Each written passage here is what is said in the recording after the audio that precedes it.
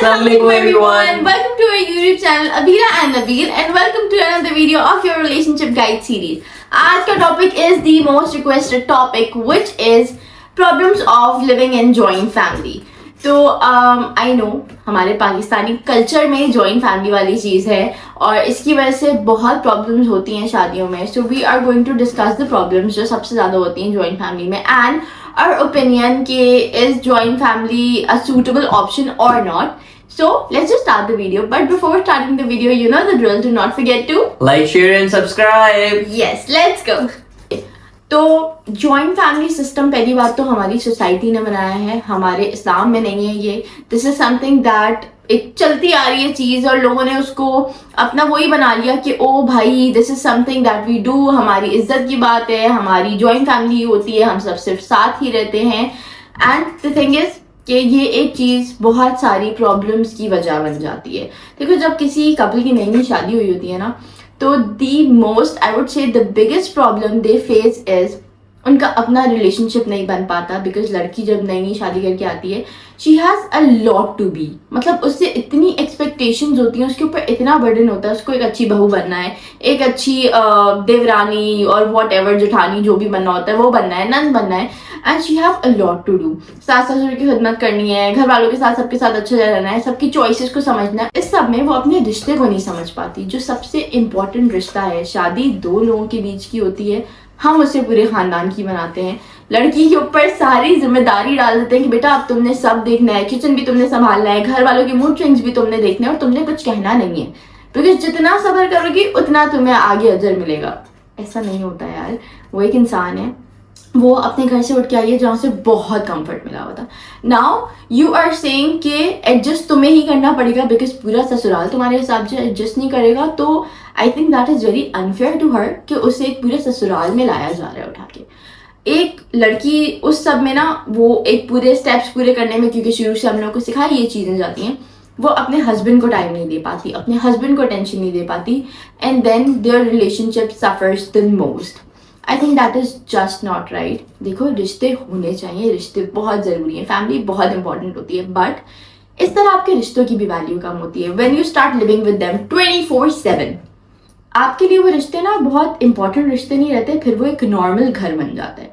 लड़ाइयाँ, मसले, मुंह बनना, इरिटेट होना, जबकि वो रिश्ते ऐसे प्राइम रिश्ते हैं कि उनके साथ आप बस प्यार से रहो, उनकी इज्जत करो, उनका ख्याल रखो एंड जब भी मिलो अच्छे से मिलो. ये तभी होता है जब एक डिस्टेंट होता है उन रिश्तों में.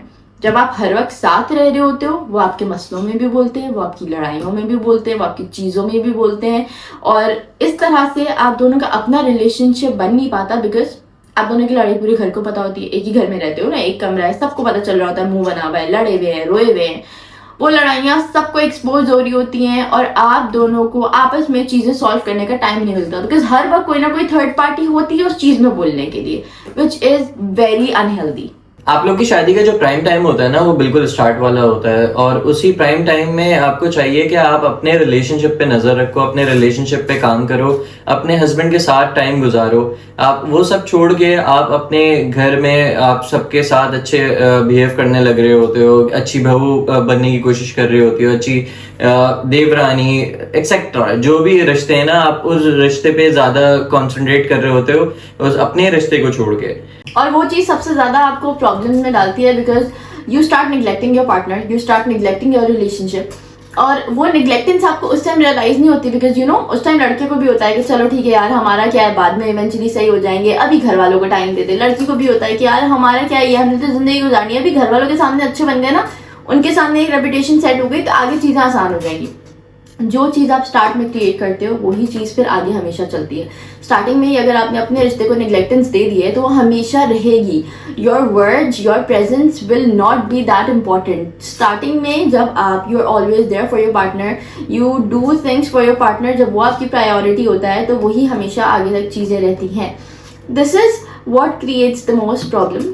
कि देखो जॉइंट फैमिली गलत नहीं है, जॉइंट फैमिली हम नहीं बोल रहे कि बहुत गलत सिस्टम है and it should not happen, butt joint family उसी कंडीशन में होना चाहिए जब लड़की को अपने आप को पूरा बदलना ना पड़े, वो जैसी है उसे वैसे ही एक्सेप्ट किया जा रहा हो और लड़के के साथ और लड़की लड़का दोनों को उनका अपना प्राइवेट टाइम प्रॉपरली दिया जाए। उनको ये नहीं बोला जाए कि तुम्हें घर के रूटीन के हिसाब से चलना होगा, तुम्हें हमारी सारी चीज़ें देखनी होंगी, तुम्हें घर के हिसाब से एडजस्ट होना होगा, because that's a lot of pressure to take. आपकी शादी हुई है, आप रीबॉर्न तो नहीं हो गए हो ना कि आपका सिस्टम पूरा चेंज कर दिया गया और आप स्टार्टिंग से रीसेट हो जाए। भाई ये नहीं हो सकता। तो in that case we suggest कि बेहतर होता है कि लड़का लड़की अलग रह लें। येस, हम सेपरेट रहते हैं, ठीक है, हम शादी के कुछ महीनों बाद से ही सेपरेट रहते हैं। That was our personal decision and his family was very supportive about it, because ये चीज़ समझना ज़रूरी होती है कि आपकी बहुत सारी चीज़ें होती हैं जो घर के साथ अलाइन नहीं कर पाती। जैसे नबील की नाइट शिफ्ट थी हमेशा से, और उसकी वजह से मेरी रूटीन भी हमेशा बिल्कुल डिफरेंट रही थी। अब ये पॉसिबिलिटी नहीं होती है, सम पीपल बी लाइक कि यार बहुत नॉर्मल है, सबकी होती है, लड़के करते हैं नाइट शिफ्ट, तो लड़की को तो अपनी रूटीन वैसी ही रखनी चाहिए ना जैसे घर वालों की है। तो फिर उसकी शादी घर वालों से करवा देते, लड़के से क्यों करवाई? फिर उसकी शादी का मतलब ही क्या है अगर वो अपने हस्बैंड को ही टाइम नहीं देगी और उसके हिसाब से चीज़ें नहीं करेगी। अगर वो सुबह आ रहा है तो ऑब्वियसली उसे सुबह भूख लगेगी, she have to get up, she have to do things for him. और अगर जिस टाइम वो सो रहा है वो उसके साथ उसी टाइम सोएगी ना यार, उसका वही स्केड्यूल होगा जो लड़के का होगा। ऑपोजिट स्केड्यूल जब होते हैं ना तब आप अच्छे पार्टनर, मतलब तब आपका रिलेशनशिप सक्सेसफुल नहीं हो पाता। Yes, maybe you will be very successful as a bahu. Yes, you will be very successful as a bahu, but you won't be successful as a wife because आपका रिश्ता time मांगता है, it requires a lot of efforts and सबसे ज़्यादा important रिश्ता भी यही होता है। बिल्कुल। तो हमें लगता है कि जॉइंट फैमिली वाला सिस्टम इस्लाम ने भी हमें इसीलिए नहीं दिया है कि भाई जॉइंट फैमिली का कोई सीन नहीं है, बिकॉज हर लड़की का राइट है यार कि उसका अपना घर हो। मतलब आप देखो ना, वो अपने माँ बाप के घर से निकली है, अब वो एक लड़के के अम्मी अब्बू के घर में रह रही है, वो घर लड़के का नहीं है, तो लड़की उसको अपना ओन कैसे कर ले? हर लड़की का अपना एक घर होना चाहिए। yes, और इज वेरी इंपॉर्टेंट। मेरा ख्याल ये भी है कि हर लड़की का ख्वाब होता है यार अपना घर अपने तरीके से बनाना, वो अपने हिसाब से सेट करेगी, उसका रूम इस टाइप का होना चाहिए, वो क्रॉकरी अपने हिसाब से यूज करे, उसके घर के रूल्स होंगे क्योंकि वो उसका घर होगा। एग्जैक्टली, उसकी अपनी टेरिटरी होगी ना यार, वो अपने हिसाब से चीजें कर सकती है। अब लेट सपोज एक लड़की आ रही है आपके अम्मी अब्बू के घर, वो आपके अम्मी अब्बू का घर आके चेंज करना शुरू कर दे कि ये सोफे बेकार है, सोफे बाहर कर दो, ये फ्रिज ये वाली अच्छी नहीं है, ये चीज ये वाली अच्छी नहीं है, थोड़ा सा अच्छा लगेगा स्टार्टिंग में, लेकिन कुछ टाइम के बाद ये होगा कि आप You're changing the whole yes, house. exactly. You cannot do that because वो आपका घर नहीं है। तो ये सामान हमारा है, ये घर हमारा है, हमेशा से ऐसा ही चलता आ रहा है और तुम्हें इसमें एडजस्ट करना होगा। ये सुनने को मिलेगा आपको, which is something जो हमें लगता है is not right।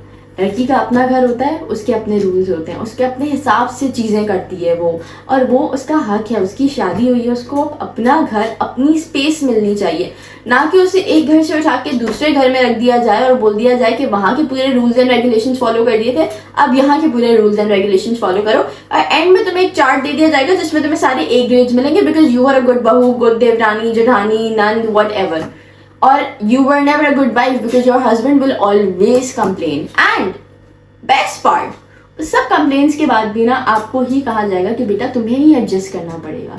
लड़के तो करते हैं ऐसे, हमारा बेटा तो ऐसा ही है, हमने उसे इतना पैम्पर्ड ही रखा है, तुम्हें ही उसके नखरे उठाने पड़ेंगे।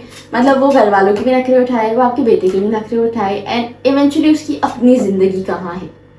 तो ये वाला जो एक सिस्टम क्रिएट करता है ना, ये इसी वजह से प्रॉब्लमेटिक होता है। And then girl start feeling कि उसकी फैमिली टॉक्सिक है, सास ससुर टॉक्सिक है, नन टॉक्सिक है, जो भी है, फिर वो दूसरों से बैठ के अपने ससुराल की गॉसिप्स कर रही होती है। और अगर वो आपको कभी पता चल गई, लाइक द ससुराल वाले, they will hate it, they will be like हमारी बुराइयां, तो आप उसे उस पोजीशन में डालो ही मत ना, उसे एक उसका अपना घर दो। उस रिश्ते में हमेशा इज्जत रहेगी कि वो कभी कभी आएगी, अच्छे से मिलेगी, सबसे अच्छे से बात करेगी, आपकी रिस्पेक्ट करेगी, आपका उसके साथ अच्छे से बॉन्ड रहेगा, क्योंकि वो हर वक्त आपके घर में नहीं, तो आपका भी दिल खराब नहीं होता रहेगा बात बात पे कि लेट उठ रही है, खाना नहीं बना रही, ये नहीं कर रही, बच्चों को साफ नहीं रख रही, और वो एक अपने जोन में अपने घर में सुकून से अपने हिसाब से चीजें कर रही होगी और उसको भी कोई मसले नहीं होंगे। इस तरह हस्बैंड वाइफ का रिश्ता भी बहुत अच्छा रहेगा और घर में भी मसले नहीं होंगे। बिल्कुल। मोस्ट इम्पॉर्टेंटली हस्बैंड वाइफ की जो लड़ाइयाँ होंगी वो खुद टैकल करना सीखेंगे और उससे उनका रिश्ता स्ट्रांग होगा। ना कि ज्वाइंट फैमिली में रहते हुए वो लड़ाइयाँ सबको पता चल रही होंगी और फिर सब उसमें इंटरफेयर कर रहे होंगे और फिर सबकी इंटरफेरेंस के बाद एक अलग से कंक्लूजन बन के वो रिश्ता बस चल रहा होगा कि बस सही है, रिश्ता चल भी रहा होगा एक तरीके से। और दूसरी चीज ये भी कि आपके पार्टनर की रिस्पेक्ट भी खत्म हो जाएगी मेरे नजर में। अगर आपकी लड़ाइयाँ अगर बाहर वाले सुन रहे हैं और वो लोग इन्वॉल्व हो रहे हैं ना, तो एक टाइम पे आएगा यार ये लोग तो हर वक्त ही लड़ते रहते हैं, इनका तो अपना ही चलता रहता है ये सब। तो इस चक्कर में ना आपके पार्टनर की खुद की रिस्पेक्ट, आपके रिलेशनशिप की रिस्पेक्ट करना आपके घर वाले छोड़ देते हैं। तो मैं ये समझता हूँ कि अगर आपका अगर सेपरेट कर रहे हैं ना, तो आप लोग की लड़ाई हो रही है, जो कुछ हो रहा है वो उस घर के अंदर हो रहा है, आप दो लोगों के बीच में हो रहा है, आप दो लोग के अलावा किसी तीसरे का इंटरफेरेंस नहीं है उसके अंदर। तो आप लोग उसको ज्यादा अच्छे से टैकल कर सकते हो, ज्यादा अच्छे से सॉल्व कर सकते हो और इससे आपका रिलेशनशिप भी बर्बाद नहीं होगा मेरे नजर में। इसमें और स्ट्रांग हो सकता है आपका रिलेशनशिप, क्योंकि कोई और आके आपकी लड़ाई सॉल्व नहीं कर रहा, आप दोनों ही सॉल्व कर रहे हो। यस, अनटिल और अनलेस आप अलग रहते हुए भी आपके अंदर मसला है कि आपको सबको अपनी लड़ाइयाँ बतानी है, वो फिर आपका मसला है, दैट्स अ यू प्रॉब्लम। लेकिन ये चीज नहीं करनी चाहिए। You should try to tackle your problems खुद से, अपनी लड़ाइयाँ रिजॉल्व करो। यार देखो, जब दो लोग घर में रहते हैं ना, तो वो दो लोग कोशिश करते हैं कि घर का माहौल अच्छा ही रहे। लड़ाई हुई है यार, फौरन से मना लेते हैं यार, आपस में बात नहीं करेंगे तो फिर किससे बात करेंगे।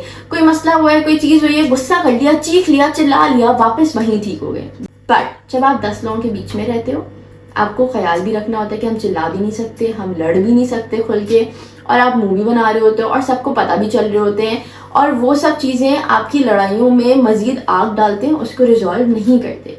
Whereas ये ज़्यादा बेहतर है कि आप एक अपने स्पेस में रहते हो, आपको मान लड़ना है, जो मर्जी करना है, आप इवेंचुअली ठीक हो जाते हो, एक दूसरे को मना लेते हो बगैर किसी के इंटरफेरेंस के।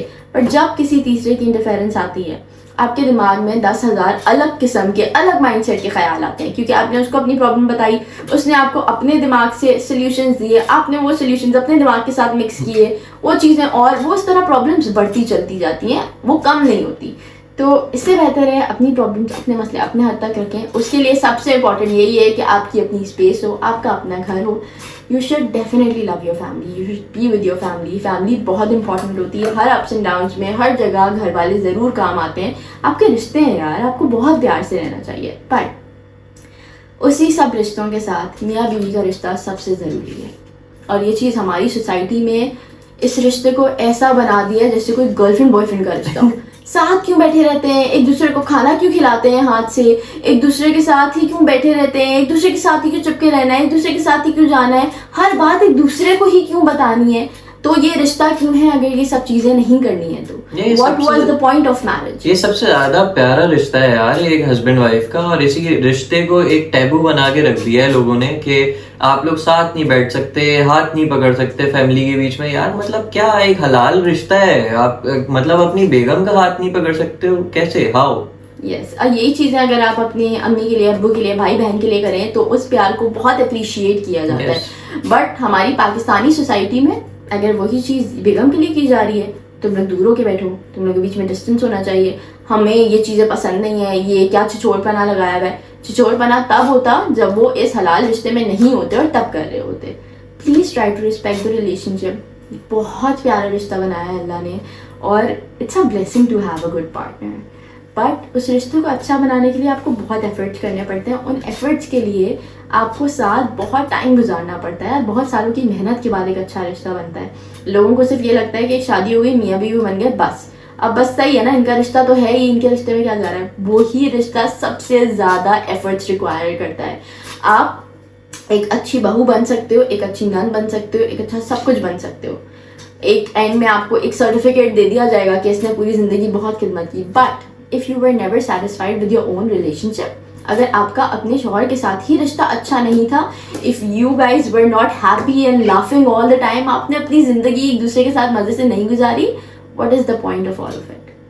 क्यों की शादी? मतलब एक घर में ही आने के लिए सिर्फ सेपरेट, और उस घर वालों के लिए अच्छा होने के लिए नहीं। आपका अपना रिश्ता अच्छा होना चाहिए, क्योंकि आपके रिश्ते से ही आपकी नेक्स्ट जनरेशन के रिश्ते अच्छे होंगे। आपकी अपब्रिंगिंग ही आपकी नेक्स्ट जनरेशन पे काम करेगी। जब आप दोनों के बीच में प्यार होगा, आपके बच्चे वही प्यार देखेंगे और वो ऑटोमेटिकली एक नरिश बच्चे होंगे जिनको पता होगा कि घर में प्यार होता है, हमारे में वो खुशी से रहते हैं, and this is how we are supposed to be. Please try to protect your family पहले से ही। Like even you should plan the future about it, you should protect your future family. आपको अपना दिमाग इस हिसाब से रखना चाहिए कि यार आज हमारे टॉक्सिक ट्रेट्स हम खत्म करेंगे तो कल को हमारी आने वाली जनरेशन को वो सब फेस नहीं करना पड़ेगा। तो yes, I think this is it for the video. This was the topic जिस पर हम सब बहुत चाहते थे कि हम बात करें। जॉइंट फैमिली के हम कभी भी ये नहीं कहते कि बहुत अगेंस्ट है, लेकिन फिर जॉइंट फैमिली फैमिली होनी चाहिए।